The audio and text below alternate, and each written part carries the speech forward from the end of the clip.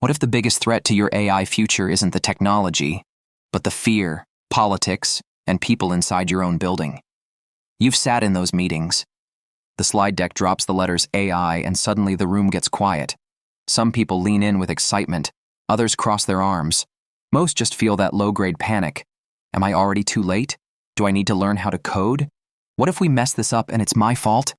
You're not alone, and you're not behind. Sol Rashidi has spent more than a decade in C-suites actually shipping AI, starting all the way back with IBM Watson in 2011. She's got the scraped knees and bruised elbows to prove it. Her hard-won conclusion? 70% of whether your AI project succeeds has almost nothing to do with the model, the vendor, or the fancy tech. It has everything to do with people, fear, politics, and culture. Your AI survival guide is the no BS, crawl, walk, run playbook for leaders who are tired of the hype and ready for reality. No jargon, no pretending the rollout will be clean.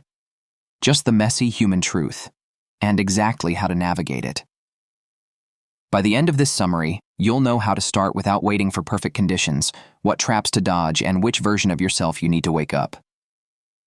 Let's get into it. The dirty little secret. Nobody wants to admit. Here's the part that stings. The technology is the easy part. The model can be brilliant. The data can be clean. The vendor can promise the moon. But if the humans in the room are scared, political, or just plain resistant, the whole thing dies quietly in a spreadsheet. Rashidi has watched this movie too many times. Customer service teams using AI handle 13.8% more inquiries per hour. Developers ship 126% more projects per week. Those aren't future fantasies. They're current payroll math. If your competitor locks those gains in first, you don't catch up by working harder. You catch up by getting acquired. That's why she introduces the rogue executive, the leader willing to trade short-term popularity for long-term progress. She didn't learn this in a classroom. She learned it as the daughter of immigrants who competed on a men's water polo team. Pure IQ is overrated. What actually moves the needle is EQ, emotional intelligence, BQ, business intelligence, and SQ, social intelligence. Reading the room, selling the vision, surviving the corporate antibodies that attack anything new. The tech is a tool. The politics is the real job. Defying the inertia of, we'll get to it later. The hardest part of any AI project isn't choosing the model, it's taking the first step. Inertia is a silent killer. People dread change. Leaders dread blame if it goes wrong. Entire departments quietly hope the AI conversation will just fade away. It won't. Rashidi's advice is blunt. Stop waiting for permission or perfection. The rogue executive wakes up and moves anyway. They accept that scraped knees are coming either way.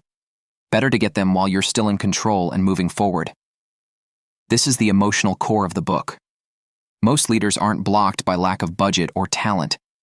They're blocked by the story they're telling themselves. We're not ready yet.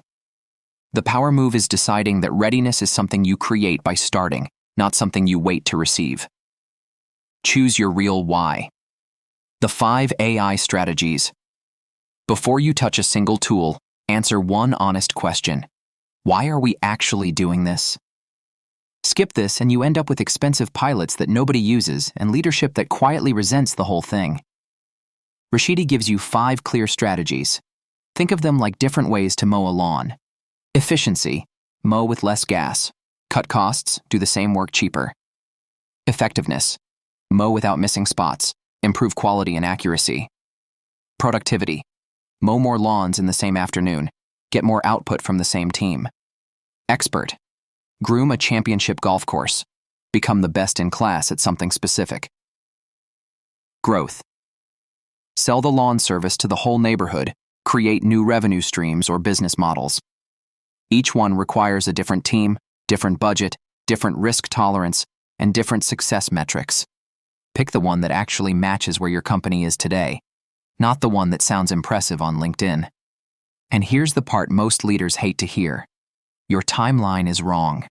Rashidi adds a 30% learning curve multiplier on top of whatever estimate you're using, plus extra buffers for your company's natural pace and your own optimism. Buffering time isn't weakness. It's how you protect your team's spirit and health when surprises, and there will be surprises, hit. Map the real journey. 6 phases that protect you from yourself. With a clear why, you need a route that doesn't let optimism run wild.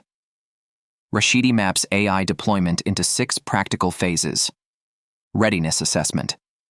A brutally honest scorecard across market strategy, business understanding, workforce skills, culture, technology, and data. Most companies discover their weakest exactly where they assumed they were strongest, usually data and culture. Fixing this early saves months of denial later. Strategy selection. Match your why to reality. Ideation and use. Case selection. Generate ideas without going crazy. Preparation and design. Get the humans and processes ready. Solution choice. Pick tools wisely. Go live and beyond. Launch, learn, and iterate. The secret weapon here is the criticality versus complexity matrix. Plot every idea on 2 axes. Prioritize high criticality, low complexity wins first. And please, start with off-the-shelf tools. Building everything from scratch sounds heroic and usually ends in expensive failure. Pre-built solutions let you learn fast, reduce dependence on scarce talent, and prove value before you bet the farm. Survive the real project killers. People, not algorithms. Now we get to the unglamorous truth. The biggest threat to your AI project isn't a hallucinating model. It's the colleague sitting 2 desks over who feels threatened. People kill these initiatives, not code. Rashidi tells the story of the dumpster fire, a team of 150+ people who had become a giant copy-and-paste factory. When automation arrived, everyone quietly withheld information because they were terrified of losing their jobs. The project collapsed. The lesson isn't that people are bad. It's that ignoring change management and job fear is organizational suicide. She's seen and categorized 10 AI archetypes that show up in every organization. The naysayer poisons the well early. Keep them away from initial strategy. The evangelist oversells and creates unrealistic expectations. The doer actually ships. The discerner asks the tough, necessary questions. The blind ignores risk. The curmudgeon resists everything on principle. Then there are the saint, optimist, data scientist, and know-it-all. Hire and staff for grit, ambition, and resilience first. Specific technical skills can be trained. Temperament cannot. Keep the human in the loop, or pay the price. Delegating to AI without oversight isn't efficiency. It's reputational Russian roulette. Rashidi shares a personal story she calls the husband of Sol Rashidi. A marketing software company let an unsupervised model publish an article about her husband. It was completely made up. No human had reviewed it. If it can happen to an AI executive, it can happen to your brand on any random Tuesday. Her defense is practical. 4 layers of responsibility: governments, enterprises, businesses, individuals, and 6 tenets of responsible AI: transparency, accountability, fairness, privacy, inclusion, and non-discrimination. None of it works without the boring but essential discipline of a human reviewing outputs before they reach the world. The phrase to tattoo on every project plan: human in the loop. Why now? The perfect storm and the uneven playing field. 3 forces finally converged. Algorithms got dramatically better at learning from messy, real-world data. The data explosion gave them oceans of information to train on. Computing power became affordable enough to move out of research labs. Remove any one of those and we're still talking about science projects. Adoption is wildly uneven, though. Big public companies move slowly under the weight of regulation and legacy systems. Mid-market firms hesitate. Startups sprint, sometimes recklessly. Small businesses often just inherit whatever AI ships inside their existing software. Knowing where your organization sits on that spectrum tells you whether you're leading or already playing catch-up. The transformations are already visible: virtual try-ons in retail, robot-assisted surgery, AI screening resumes and predicting turnover, hyper-personalized sales emails at scale. Contracts reviewed in minutes instead of days. Pretending your function is immune is the most expensive form of comfort. Demystify the jargon and see what's coming. Strip away the mystique. Artificial intelligence learns from data you feed it.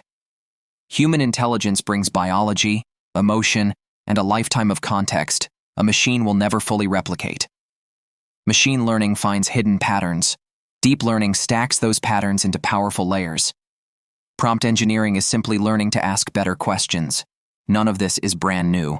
The word robot was coined in 1921. The Turing test in 1950. Artificial intelligence at Dartmouth in 1955. Today's tools are the compounded interest of a century of patient research, funding, and tolerated failure. Looking ahead, Rashidi warns of a widening skills gap that could deepen inequality. New roles like AI ethics officer will become standard. The field is climbing from today's narrow AI toward artificial general intelligence, AGI, and some forecasts put artificial superintelligence, ASI, capabilities as early as 2040. The exact date matters less than the direction. It's coming. See you in the next one.